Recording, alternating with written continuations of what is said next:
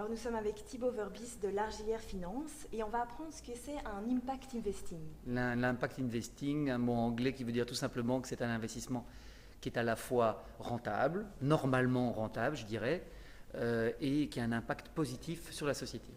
Alors comment on mesure l'impact positif d'un investissement? Il y a différentes mesures ou outils de mesure qui existent, il y en a au moins une centaine.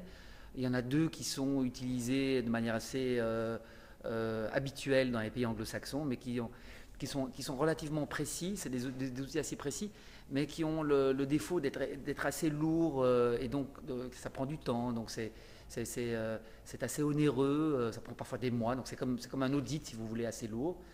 Il y a une méthode qui a été mise au point en France qui est assez intéressante, qui a été mise au point par le Comptoir de l'innovation, qui est un groupement en France qui finance notamment tout ce qu'on appelle l'économie sociale et solidaire, et qui ont mis au point un outil qui est vraiment beaucoup plus simple à utiliser, et qui est basé sur trois grandes catégories, et que nous avons, remanié et simplifié en le combinant avec une méthode d'évaluation des actifs incorporels qu'on utilisait déjà depuis des années. Et donc on a une méthode aujourd'hui qui est vraiment très simple, qu'on peut utiliser vraiment en une journée, même une demi-journée, et qui est basée sur trois grandes catégories. Donc en fait il y a deux matrices. Il y a une matrice qui est strictement financière, et il y a une matrice qui est extra-financière.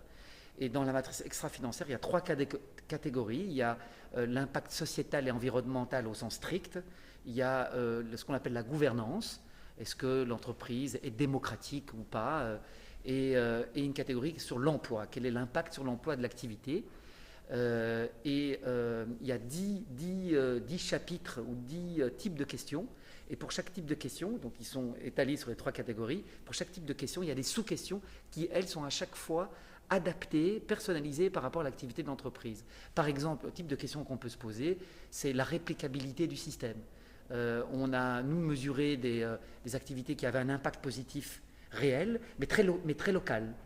Et donc un investisseur pourrait se poser la question de savoir, ok, moi je vais investir dans cette activité qui a effectivement un impact positif dans tel environnement, dans telle circonstance, mais est-ce que si je le duplique au Brésil ou aux États-Unis, est-ce que ça va marcher aussi? Donc l'outil permet vraiment de se poser les bonnes questions. Ah, mais justement, ça sert à quoi de le mesurer? Alors, ça sert à quoi? Ça sert d'abord aux investisseurs, puisque le but de l'opération, c'est quoi? C'est pour un entrepreneur, qui souvent d'ailleurs, de plus en plus, sont des entrepreneurs que je vais appeler classiques, c'est-à-dire qui veulent vraiment, un peu à la Google, qui veulent vraiment créer une entreprise qui fonctionne et qui devient prospère, mais qui ont aussi une vision et une volonté réelle, sincère, de contribuer, on va dire, à un monde meilleur, pour utiliser des grands mots. Et ils veulent lever des fonds, ils ont besoin de financement, donc ils vont voir des fonds d'investissement qui sont aussi classiques, qui résonnent de manière financière, et qui ont une sensibilité qui dit, ok, moi quitte à mettre mon argent dans une activité, j'aime autant que cette activité ait un impact positif sur la société. Mais comment je mesure ça? Donc avoir un outil de mesure qui soit simple, rapide à utiliser, permet à tous ces entrepreneurs-là, de manière beaucoup plus efficace et beaucoup plus rapide, de convaincre et de rassurer ou de sensibiliser des fonds d'investissement sur leur impact positif. Donc ça devient un argument supplémentaire d'investissement.